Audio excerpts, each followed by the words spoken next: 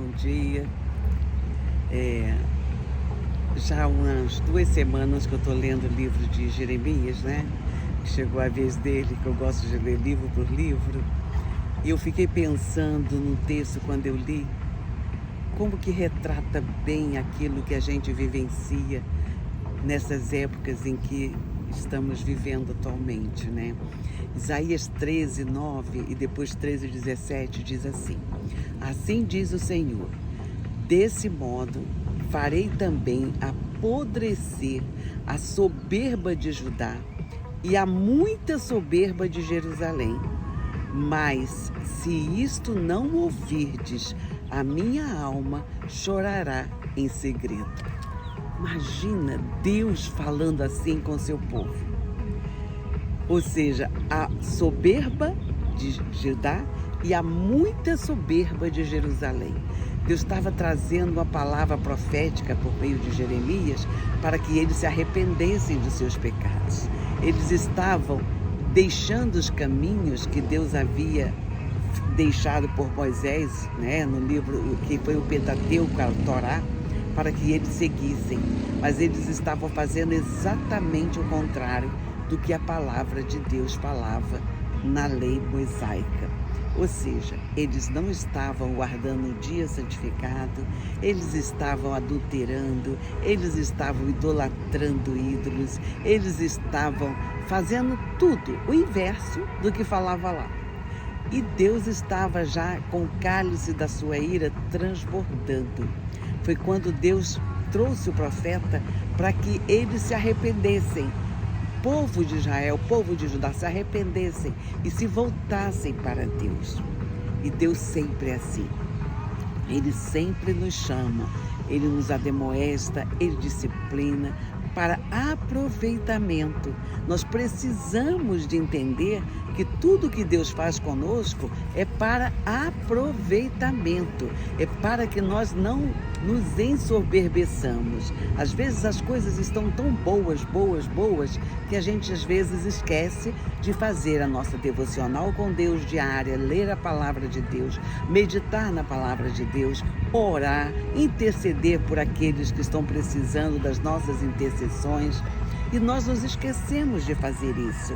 Mas no dia da provação, no dia da tribulação, no dia das tempestades da vida, aí a gente corre para o Senhor. O povo de Israel era assim, já tinha acostumado a fazer isso. Quando eles estavam no meio da fornalha, no meio da prova, é que eles procuravam ao Senhor. Mas nesse tempo em que Isaías e Jeremias está falando aqui, ele estava já trazendo a mensagem de Deus há muito tempo. E o povo não estava ouvindo, o povo não queria ouvir. Eles não queriam, eles queriam continuar com seus prazeres, eles queriam continuar desobedecendo a Deus e não buscavam ao Senhor. E é por isso que Deus chamou Judá de soberba, a soberba de Judá e a muita soberba de Jerusalém.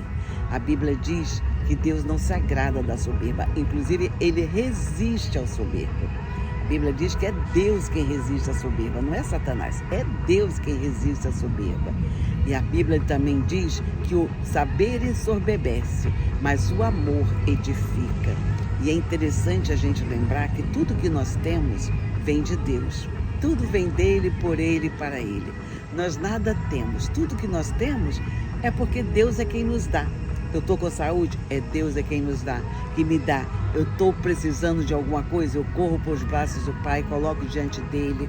Eu agradeço pelo trabalho, pela vida, por estar respirando. Agradeço pela família, agradeço pela minha nação, pelos países do mundo, por aqueles que estão sofrendo.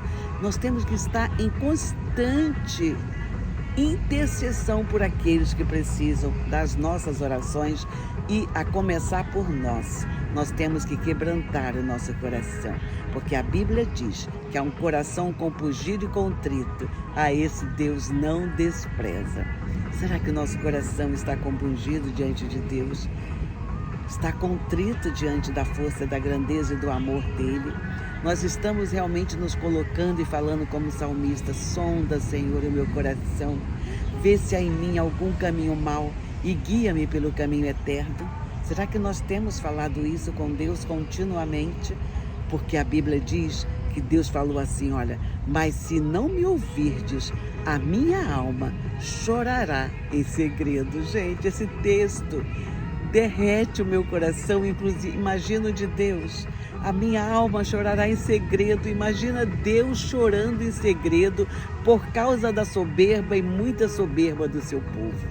Misericórdia, Jesus, ajuda-nos, Pai, porque para que nós possamos viver e não nos ensoberbecermos, porque isso não vem de Deus. Deus odeia, Deus abomina a soberba. A soberba não é de Deus, é por isso que Ele resiste. É por isso que Ele resiste à soberba. Então, nós temos que andar em novidade de vida, sempre olhando para Jesus, autor e consumador da nossa fé. Jesus, o Filho de Deus, o Verbo que se fez carne e habitou entre nós. E o homem pôde ver a glória dele como do unigênito do Pai.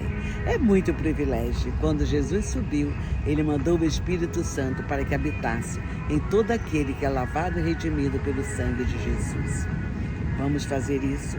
Vamos buscar o Senhor enquanto se pode achar, invocá-lo enquanto está perto, porque Deus é Deus.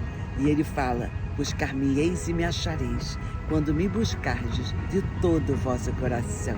Se de todo o nosso coração buscarmos ao Senhor, Ele nos ouvirá, nos responderá e nos mostrará o caminho que Ele tem para que tenhamos uma vida de êxito, uma vida que agrada ao seu coração. Que Deus abençoe imensamente a sua vida e da sua família. Fica na paz de Cristo. Tchau.